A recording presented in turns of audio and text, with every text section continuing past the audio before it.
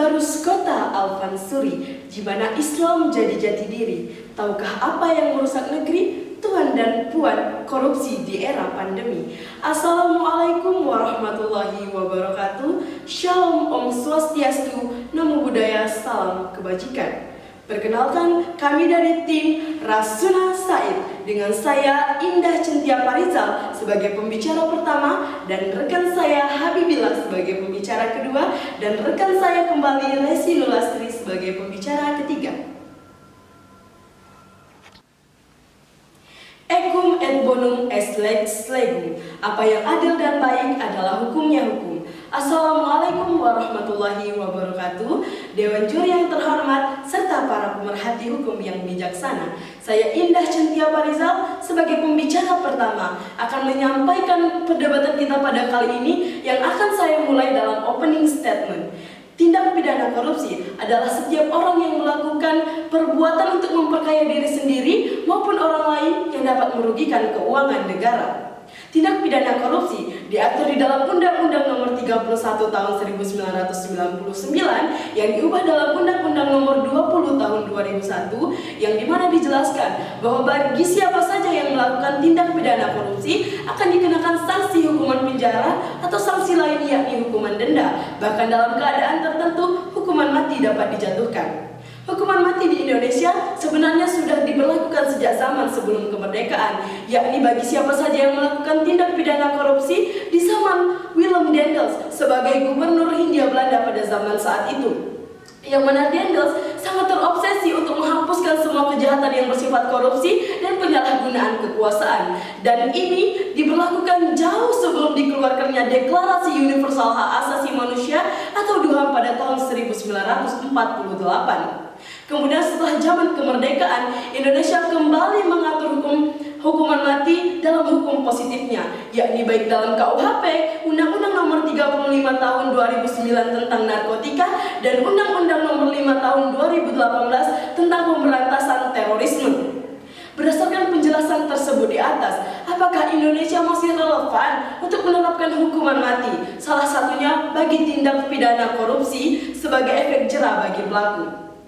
Dengan dikeluarkannya DUHAM pada pasal 3 yang diejawantahkan dalam ICCPR pada pasal 6 ayat 1 yang mengatur hak hidup bagi individu yang dimana hukuman mati tersebut tidak dapat dilakukan dan hak untuk hidup tidak dapat dicabut dalam keadaan apapun. Pada awal tahun 2020, Indonesia sedang dilanda pandemi COVID-19 yang dimana seharusnya pemerintah mencari solusi tentang ketidakstabilan negara malah dimanfaatkan oleh segelintir orang untuk memperkaya diri sendiri maupun golongannya. Maka dalam keadaan tertentu, jika dikaitkan dengan Undang-Undang Tipikor, keadaan tertentu ini bisa dipidana mati. Sebenarnya hukuman mati ini tidak menjadi kesalahan bagi setiap negara karena hukuman mati ini hanya bersifat kebijakan yang mana hanya bersifat political will atau pilihan bagi negaranya masing-masing. Maka untuk membahas lebih lanjut polemik hukuman mati bagi terpidana dana COVID-19 akan dilanjutkan oleh pembicara kedua sebagai pihak pro dan pembicara ketiga sebagai pihak kontra. Salus Populi Suprema Lex, kemakmuran dan kesejahteraan rakyat adalah hukum yang tertinggi pada suatu negara. Assalamualaikum warahmatullahi wabarakatuh. Dewan juri yang terhormat serta para pelatih hukum yang bijaksana. Korupsi semakin menjadi kasus yang tidak ada budaya malu dan takut untuk dilakukan. Terbukti dengan tidak ada padanya tindak pidana korupsi sebagai white collar crime bahkan di saat negara dalam keadaan krisis sekalipun. Korupsi sendiri secara definitif adalah tindakan penyelewengan atau penyalahgunaan keuangan negara untuk keuntungan pribadi. Keberpihakan saya terhadap konteks perdebatan kali ini akan dikaji melalui argumentasi bersifat filosofis. Apabila merujuk pada Undang-Undang Dasar Negara Republik Indonesia tahun 1945, dijelaskan bahwa negara harus memajukan kesejahteraan umum. Parameter sejahtera ini memenuhi kebutuhan pokok seperti sandang, pangan, dan papan, dan kebutuhan pelayanan sosial seperti kesehatan dan pendidikan. Dan apabila merujuk pada Pancasila sebagai filosofi bangsa, pada sila kelima telah mengamanatkan adanya keadilan sosial bagi seluruh rakyat Indonesia. Dan ketika hukuman mati ini hadir, maka inilah bentuk kesejahteraan umum dan keadilan sosial yang jauh lebih komprehensif karena Sejatinya, korupsi telah bertentangan dengan konstitusi dan filosofi bangsa. Penerapan hukuman mati ini akan dikaji dengan argumentasi bersifat yuridis, di mana setujunya saya dengan mosi ini bukan dikarenakan rasa immoral, tetapi karena pasal 2 ayat 2 Undang-Undang Tipikor yang telah mengatur soal itu, dan juga memberikan hukuman mati dalam keadaan tertentu dapat dijatuhkan. Keadaan tertentu yang dimaksud yakni ketika negara dalam keadaan bahaya seperti krisis ekonomi. Tercatat Indonesia mengalami penurunan pertumbuhan ekonomi menjadi negatif 5,32%. Pandemi sebagai bencana non alam dapat pula dikatakan sebagai keadaan darurat, di mana hal ini dapat dijelaskan melalui pendapat Profesor Herman Xiaoming dan juga pendapat Profesor Jimny Asidiki dalam praktik hukum di lapangan yang dikenal dengan hukum tata negara darurat, di mana setiap pendeklarasian keadaan darurat menimbulkan konsekuensi pemulihan bagi negara untuk bertindak menyimpang dari ketentuan yang telah diatur. Peraturan keadaan darurat ini sebagai dasar hukum bagi pemerintah untuk mengambil tindakan bahwa guna mengatasi keadaan darurat ini. Dan pada putusan MK nomor 2 dan 3 tahun 2007, Hakim Konstitusi mengkonstruksikan hukuman pidana mati ini tetap konstitusionalitas. Artinya pidana mati ini tidaklah bertentangan dengan konstitusi, dan pada pasal 28 ini harus dibaca dengan secara satu kesatuan dengan pasal 28J Undang-Undang Dasar, bahwa hak asasi manusia ini harus tunduk pula dengan kewajiban asasi manusia, dan perspektif hukum nasional ini diamini pula oleh instrumen hukum internasional yang memberikan alternatif kebolehan bagi negara untuk melakukan pengurangan HAM dalam keadaan darurat. Interupsi? Silakan. Namun tidak semua hak yang ada dalam ICCPR bisa dikurangi, karena pada pasal 4 ayat 2 tersebut mengatakan sekalipun negara dalam keadaan darurat, hak tersebut tidak bisa dikurangi. Salah satunya adalah hak untuk hidup.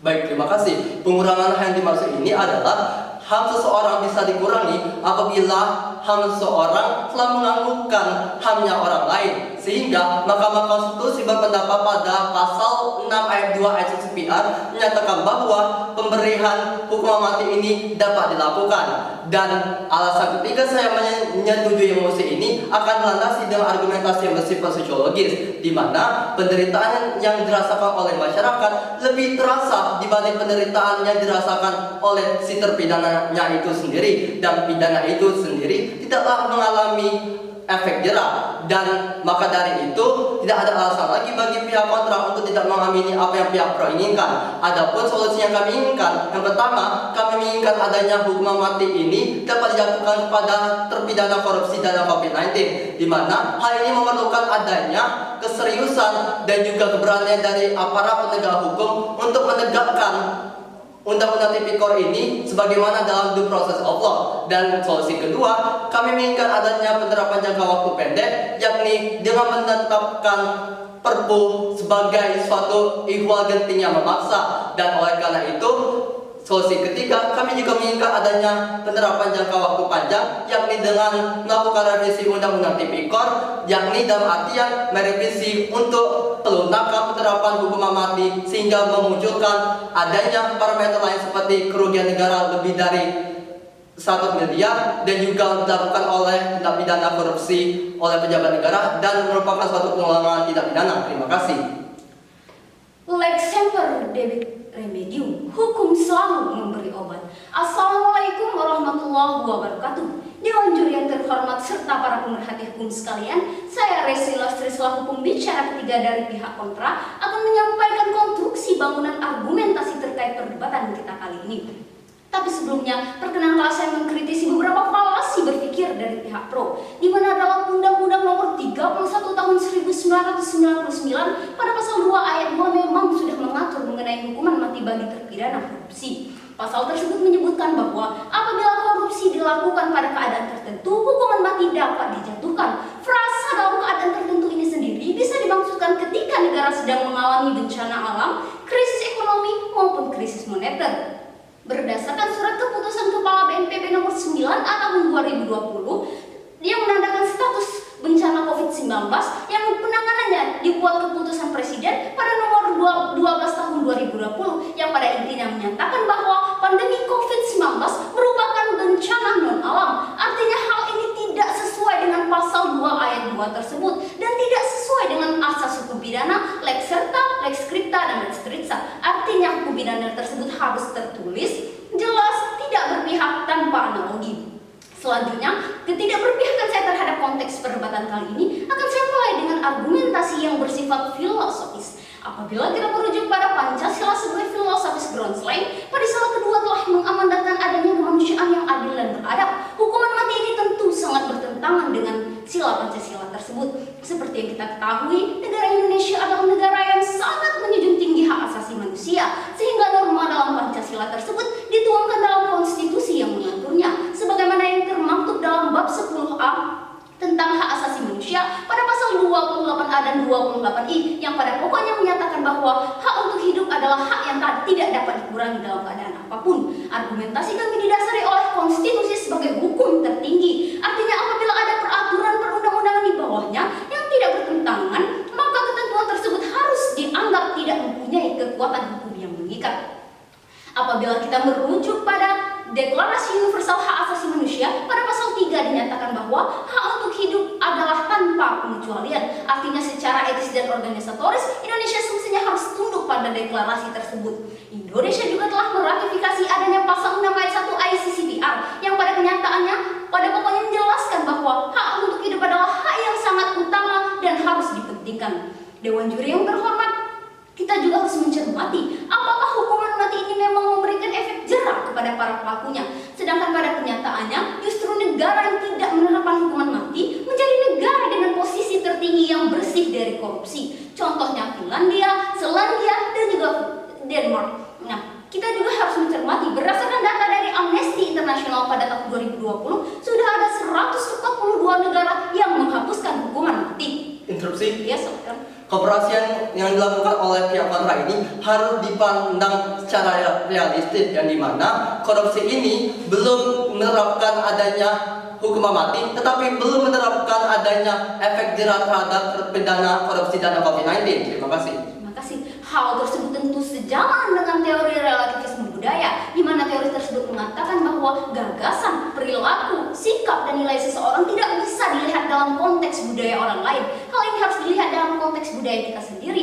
Hukuman mati ini tentu sangat bertentangan dengan filosofis pemidanaan di Indonesia, karena pada hakikatnya hukuman mati ini menekankan pada aspek balas dendam, tidak membuka kesempatan seseorang untuk bertobat dan memperbaiki dirinya. Sekali lagi kami tegaskan, kami tidak menyetujui adanya mosi hukuman mati bagi terpidana dana COVID-19 karena yang pertama, COVID-19 merupakan bencana non-alam berdasarkan Kepres nomor 12 tahun 2020. Yang kedua, bertentangan dengan konstitusi pada pasal 28A dan pasal 28I ayat 1. Yang ketiga, bertentangan dengan secara global dan universal pada Deklarasi Universal HAM ayat 3 dan juga ICCPR ayat 6 ayat 1. Nah, oleh karena itu, ada solusi yang kami tawarkan terkait alternatif dari pemidanaan korupsi itu sendiri. Yang pertama, memaksimalkan penekanan pembayaran uang pengganti demi terwujudnya aset restitutori. Yang kedua adalah pemerintah harus mengesahkan adanya peraturan perundang-undangan dengan perampasan aset, karena hukuman pidana ini sendiri tidak cukup demi tercapainya kemanfaatan hukum. Yang ketiga adalah melakukan tindakan strategis dengan cara pencegahan, edukasi publik, dan juga sosialisasi. Demikianlah argumentasi dari pihak kontra. Terima kasih. Dewan juri yang kami hormati, izinkanlah kami menyampaikan kesimpulan dalam perdebatan kali ini untuk membawa perdebatan kita satu tingkat lebih tinggi yang telah dibawa oleh tim kami, yang dimulai dari pihak pro, yang dimana pihak pro menginginkan adanya hukuman mati bagi terpidana dana COVID-19 untuk memberikan efek jera kepada pelaku dan juga agar tidak terjadinya kejahatan serupa sehingga terciptanya kesejahteraan di dalam masyarakat. Di era pandemi saat ini, seharusnya pemerintah mencari solusi dengan ketidakstabilan negara, malah menjadikan ajang untuk kembali melakukan korupsi. Maka sesuai dengan pasal 2 ayat 2 Undang-Undang Tipikor, dalam keadaan tertentu hukuman mati bisa dijatuhkan. Maka dalam hal ini pihak pro menyetujui adanya hukuman mati bagi terpidana dana COVID-19. Namun di sisi lain, ketidakberpihakan pihak kontra dalam mosi perdebatan kita kali ini karena tidak sesuai dengan amanat konstitusi yang tertuang dalam Undang-Undang Dasar Negara Republik Indonesia tahun 1945 dalam pasal 28A dan 28I tentang perlindungan hak hidup bagi seseorang, yang dimana pihak kontra juga tidak merasakan bahwa hukuman mati bisa memberikan efek jerah bagi pelaku. Maka di sini tim kontra memberikan solusi, yakni yang pertama adalah memaksimalkan pembayaran uang pengganti, dan yang kedua adalah pemerintah harus mengesahkan undang-undang tentang penyitaan aset, dan yang ketiga adalah strategi pemberantasan tindak pidana korupsi dimulai dari edukasi publik, sosialisasi, dan penegakan hukum. Sekian dari tim Rasuna Said. Wassalamualaikum warahmatullahi wabarakatuh. Baik, sekian argumentasi dari tim kami terkait masih hukuman mati bagi terpidana korupsi dana COVID-19. Tim Rasuna Said, pikir